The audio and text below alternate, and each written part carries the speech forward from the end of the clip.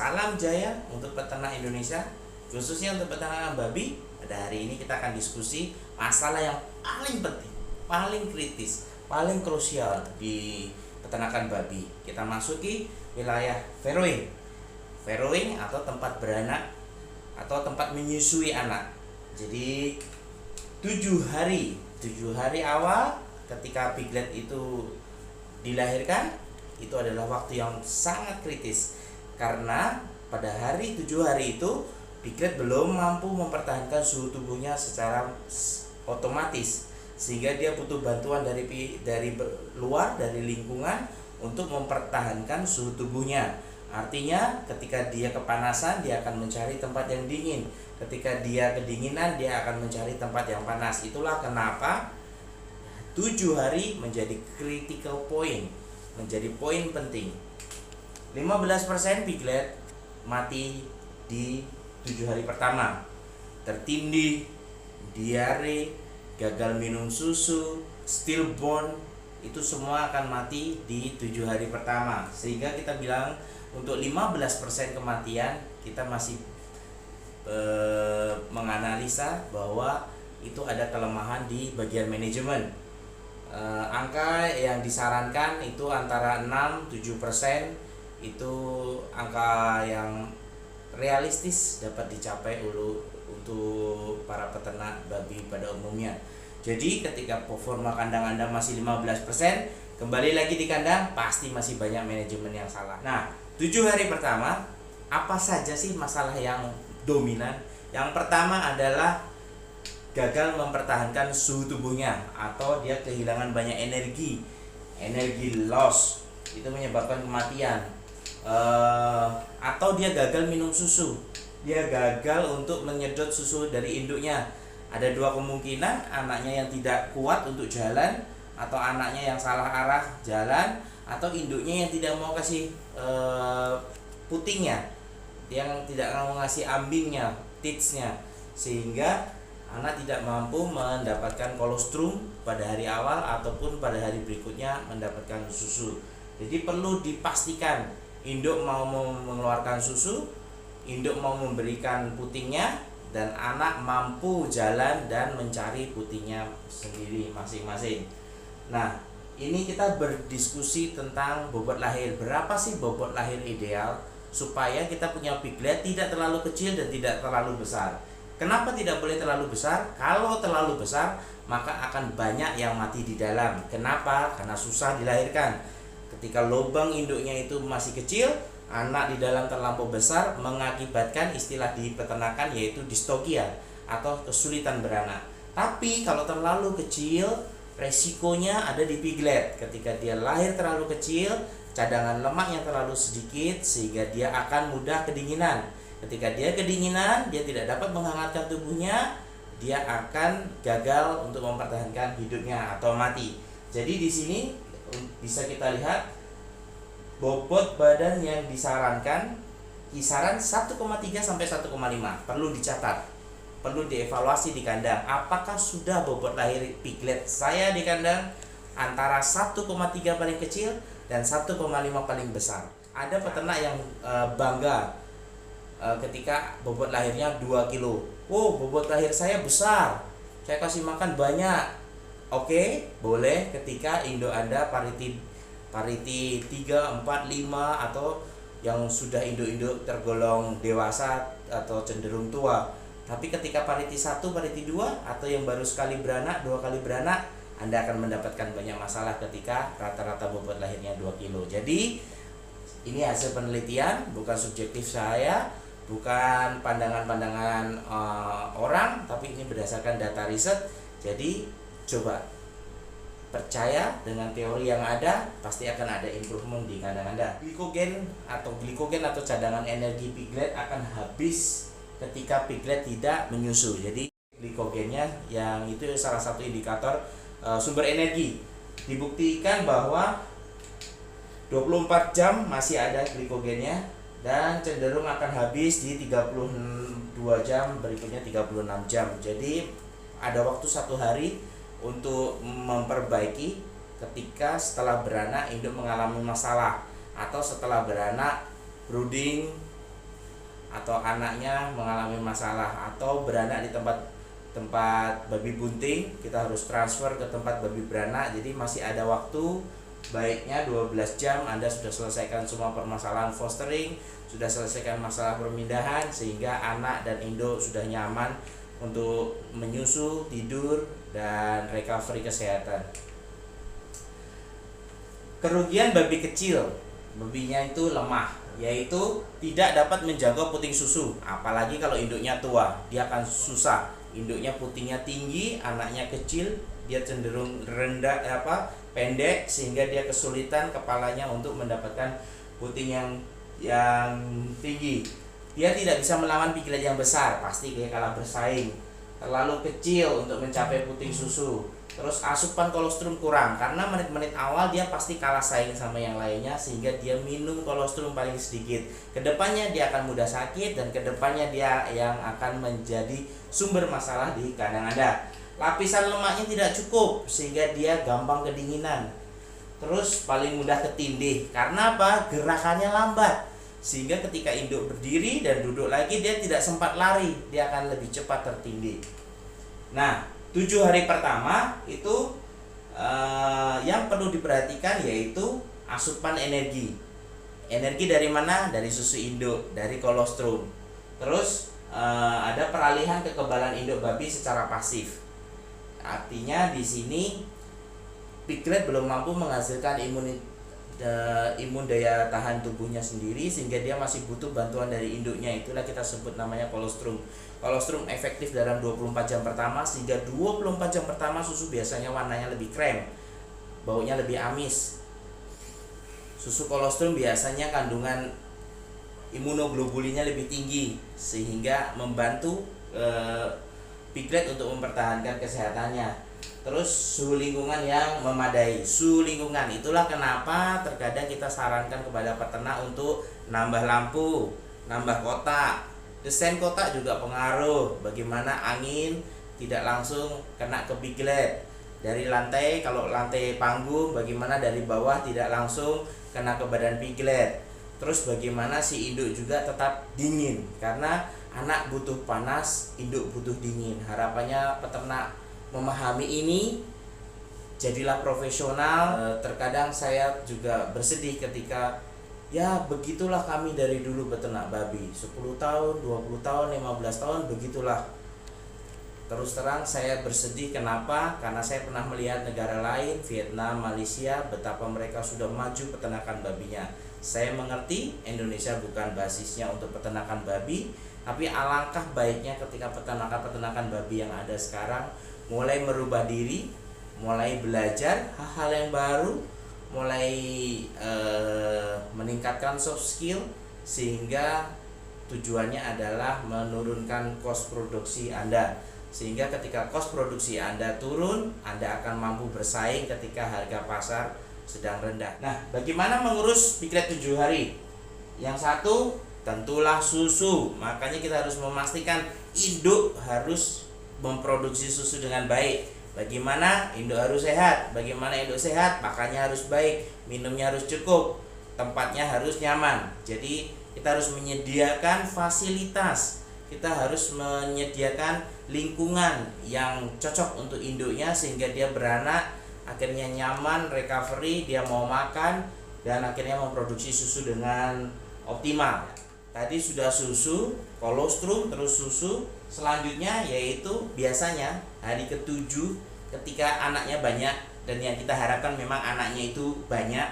Jadi ketika anak banyak, produksi susu induk itu setelah hari ke-7, hari ke-10 itu kurvanya akan bukan terus menaik, tapi akan stuck dan akan cenderung turun, sehingga kebutuhan susu untuk setiap ekornya akan kurang. Nah, di saat itulah biasanya, ini saya tidak harus, karena ilmu peternakan bukan seperti ilmu matematika 1 tambah 1 sama dengan 2, tetapi beberapa riset juga ada yang bilang 7 hari, ada yang bisa diberikan 5 hari. Bolehlah kita mulai dari 10 hari itu diberikan crib feed. Crib feed bukan pakan starter. Crib feed adalah pakan pre-starter. Apa beda starter dan pre-starter? Pakan pre-starter kandungan tepung susunya lebih banyak, atau dia bahan pakan yang mirip dengan susu. kandungannya mirip dengan susu, sehingga cenderung harganya lebih mahal. Itulah kenapa terkadang saya nggak mau pakai Prestater, saya mau campur sendiri lebih murah. Ya lebih murah, mungkin campurannya lain. Kalau campurannya sama pasti harganya sama mahalnya. Jadi terus yang selanjutnya selain dari Crayfeed tadi, kita juga harus belajar tentang fostering. Beberapa peternak ya untuk hal ini mereka sudah memahami bagaimana menyatukan yang kecil dengan yang kecil, yang besar dengan yang besar untuk dalam satu indukan ketika menyusu. Jadi jangan sampai yang kecil dan yang besar itu bersaing dalam satu waktu untuk menyusui, pastilah yang kecil akan kekurangan susu. Sehingga kita dalam membagi induk dan anak ini kita boleh tukar-tukarkan seperti anak asuh, ditukarkan ke induk yang lain, tapi syaratnya dia beranak di hari yang sama atau kurang lebih 1 hari selang, kemarin dengan hari ini atau hari ini dengan besok. Kita boleh tukar-tukar anaknya untuk meminimalisir antara si besar dan si kecil. Di belakang nanti kita akan lebih lanjut lagi tentang foster. Nah, kegagalan piglet mencapai asupan kolostrum yang cukup adalah menyebabkan utama kematian. Jadi kolostrum adalah kunci. Kenapa sampai di luar negeri melakukan oral kolostrum? Ini ketika saya di Vietnam pun mereka lakukan ini. Jadi ketika bapak-bapak sekarang berkata, tidak mungkin, terlalu banyak pekerjaan. Saya bilang industri yang sukses, yang bikin ownernya kaya raya, dia lakukan ini. Jadi kalau bapak ibu mau sukses, mau lebih baik, coba pastikan pigletnya dapat kolostrum. Kalau tidak dapat kolostrum, harus dicekok, harus di oral supaya dapat kolostrum. Minimal 250 gram. Minimal 200 gram, yang dianjurkan 250 gram. Sehingga kita melihat di sini pentingnya kolostrum, kematian menurun, daya hidup meningkat. Jadi kasus diare, nah ini diare yang sering dialami. Diare, kenapa diare? Kenapa diare? Jangan berpikir kalau diare obat. Saya sering kali lelah ketika peternak, diare obatnya apa? Diare obatnya apa? Tapi ketika saya menjawab tentang manajemen, mereka tidak suka. Yang mereka harapkan adalah obatnya apa. Buat saya, ketika bisa memperbaiki manajemen, kenapa harus beli obat? Jadi lebih memperhatikan hal yang detail untuk perbaikan kandang Anda. Terus kekebalan, bantu piglet untuk dapat kolostrum. Terus silang, foster. Terus implementasikan vaksin ketika memang di farm ada program vaksin. Ya, untuk mendapatkan kekebalan tubuh, jadi tadi 1 kolostrum, yang kedua adalah foster supaya dia cukup susu, kita tukar-tukar, kita anak asuh. Jadi jangan lupa untuk program vaksin. Nah, program vaksin ini perlu konsultasi sama dokter hewan setempat atau expert. Biasanya ada TS vaksin atau TS obat, bisa diajak diskusi. Tapi hati-hati ketika berdiskusi dengan tim marketing. Jangan-jangan dia hanya ingin menjual produknya aja. Jadi Anda harus pandai-pandai untuk menimbang, untuk mendapatkan informasi dari pihak yang benar. Terus bagaimana melakukan foster? Lakukan dalam 36 jam pertama. Kenapa? Tadi glikogennya akan turun setelah 36 jam.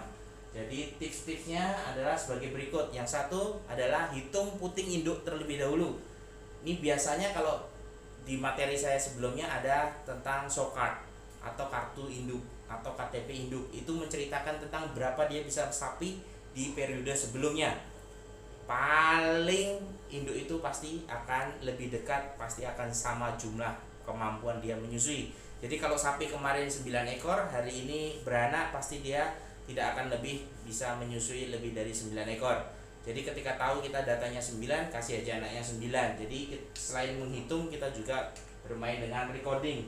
Nah, puting-puting yang seperti ini jangan dihitung karena dia tidak akan memproduksi susu. Puting yang luka biasanya karena besi-besi ini berkarat.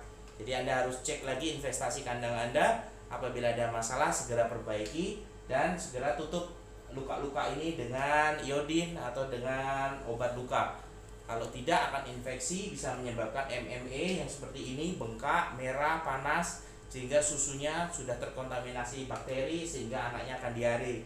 Puting yang tidak berkembang juga ada permasalahan dengan hormonal sehingga dia tidak memiliki air susu. Jadi jangan paksakan puting-puting seperti ini untuk menyusui. Jadi hitung saja puting yang aktif di depan untuk menyesuaikan anaknya. Nah, ini pembagiannya. Jadi yang besar ini jangan digabung dengan yang kecil. Usahakan yang besar ketemunya yang tanggung kecil ketemunya dengan yang kecil. Jangan juga gabungkan yang kecil dengan yang kecil saja, karena nanti stimulasi ke induknya akan kurang. Induk tidak akan merasakan ada rangsang dari anak, sehingga nanti induk akan malas untuk memberikan air susu. Nah, ini pembagian yang bermasalah di bagian ini. Bagian anak yang paling kecil ketika dikumpulkan semua, kalau dia tidak kuat untuk stimulasi induk akan bermasalah. Yang paling bagus yang seperti ini, besar digabungkan dengan yang sedang cenderung besar, terus yang sedang cenderung kecil akan digabungkan di ternak-ternak piglet-piglet yang paling kecil. Itu pembagian yang normal. Terus bantu induk, artinya kita punya pekerja, jangan hanya saya sudah kasih makan kok, saya sudah bersihkan kok, tidak. Ketika induknya tidak mau memberikan air susunya, coba distimulasi, menggantikan peran si anak untuk menstimulasi, hanya memijat-mijat, menggosok-gosok bagian puting, bagian tetek, bagian mamai. Itu akan membantu induk untuk memproduksi air susu. Jadi ketika sudah ada air susunya, induk akan tenang, akan posisi tidur, sehingga dia akan memberikan sinyal-sinyal kepada anaknya untuk periode menyusui, untuk momentum menyusui. Nah, pastikan jumlah puting itu cukup dengan anaknya. Itulah kenapa harus ditunggu. Bentuknya menarik ya. Jadi ini jangan mengabaikan hewan yang menyerah karena kelaparan. Artinya kita perlu rasa memiliki. Itulah kenapa kecenderungan ketika si pemilik kalau masih di kandang, performanya akan lebih bagus daripada hanya karyawan harian atau mandor saja yang di kandang. Karena ketika tidak dididik rasa memilikinya, dia akan cuek ketika melihat ternak yang kelaparan. Udah biarin, biasa kok mati satu hari satu, biasa kok mati sehari dua. Hal biasa itu cenderung karakter normal manusia, yaitu pemalas. Jadi ketika dibiarkan berlarut-larut, maka akan lebih banyak lagi ternak-ternak yang kecil. Ngeceknya gampang, datang aja ke kandang untuk cek mana yang hari 21, mana hari yang 30 hari, mana yang umurnya 35 hari. Ketika banyak yang kurus-kurus, karyawan Anda kurang perhatian, atau induk Anda banyak yang bermasalah, tidak memproduksi susu dengan baik. Jadi itu yang saya bisa sampaikan. Ya, ketika Anda sudah memperhatikan detail-detail yang saya sampaikan tadi, expert bilang 80% masalah di kandang peternakan babi Anda sudah selesai. Artinya ketika bagian penyapihan atau bagian winner, bagian nursery itu cenderung akan memberi makan saja, membersihkan, suntik vaksin, obat cacing, itu aja. Jadi memang masalah detail manajemen itu bebannya ada di farrowing. Jadi sangat penting ketika Anda untuk mengupgrade mandor farrowing Anda, atau mandor tempat beranak Anda, atau supervisor tempat beranak Anda. Karena orang itulah yang memberi pondasi piglet itu. Bagaimana piglet memiliki kekebalan, imunitas tubuh yang baik, terus bobot badan yang cukup, terus kemampuan dia memakan makanan kering yang baik, sehingga pertumbuhannya tidak terganggu, tidak pernah diare, tidak gampang sakit, sehingga dia panen tepat waktu, sehingga kos produksi Anda akan lebih rendah. Coba dipraktekkan. Kalau Anda tidak percaya, Anda akan merasakan perubahan-perubahan dahsyat di kandang Anda. Nah, masalah berikutnya yang perlu dikontrol adalah suhu. Jadi bagaimana kita menentukan boxnya, mau matras atau mau kain goni, mau lampu atau mau kotak aja. Kotaknya dari kayu atau dari aluminium, itu akan sangat mempengaruhi bagaimana Anda memelihara babi di kandang. Tentang cara membersihkan, bagaimana cara perawatan, dan hitungan investasi kandangnya. Jadi tidak sembarangan menentukan material untuk boxnya. Jadi yang mudah dibersihkan dan yang awet atau jangka panjang bisa dipakai. Terus jangan lupa dengan induknya. Induk butuh suhu sekitar 16 sampai 18 derajat dan anaknya butuh suhu 29 sampai 32 derajat. Jadi induk harus nyaman, tidak boleh kepanasan. Dingin oke untuk induk, tapi anak tidak boleh di kedinginan. Air yang cukup, suhu yang tepat itu dingin. Tadi suhunya 16 sampai 18, atau di kita memang sangat impossible. Kalau saya biasanya setting di suhu di bawah 27. Jadi bagaimana suhu di kandang untuk induk itu di bawah 27 derajat Celcius. Nah, pakan yang cukup. Nah, pakan ini kita berdebat. Banyak peternak cuma ngasihnya 2 kilo, 4 kilo. Nutrisi itu ada hitungannya NRC dan ada target pakannya. Ikuti rekomendasi. Nah, beberapa peternak sudah campur pakan sendiri, terkadang mereka tidak memperhitungkan tentang keseimbangan energi, protein, dan lain serat, yang menyebabkan hitungan untuk harian berapa kilo dia bisa makan, konversi ke air susunya, dan konversi ke kosnya itu juga perlu dipertimbangkan. Jadi patokannya induk tidak boleh jadi kurus ketika selesai menyusui. Jadi harus ditahan di body conditioning 3. Nah, ingat body conditioning 3 seperti apa?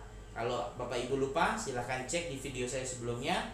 Nanti akan ada linknya di bawah ini untuk lihat body conditioning score untuk indukan. Nah, kalau banyak anak yang mati hitam, kita juga bisa ukur itu kenapa, atau anaknya masih punya kuku, itu penyebabnya apa. Nah, jadi permasalahan di kandang sangat kompleks. Fokus di tempat beranak, Anda akan mendapatkan banyak benefit, banyak keuntungan. Itu ibarat rumah, itu ibarat pondasi. Menyelesaikan masalah di farrowing, 80% masalah di kandang Anda akan selesai, dan Anda akan merasakan profit yang lebih banyak lagi. Sampai jumpa di materi saya berikutnya. Semoga bermanfaat. Salam jaya peternak Indonesia.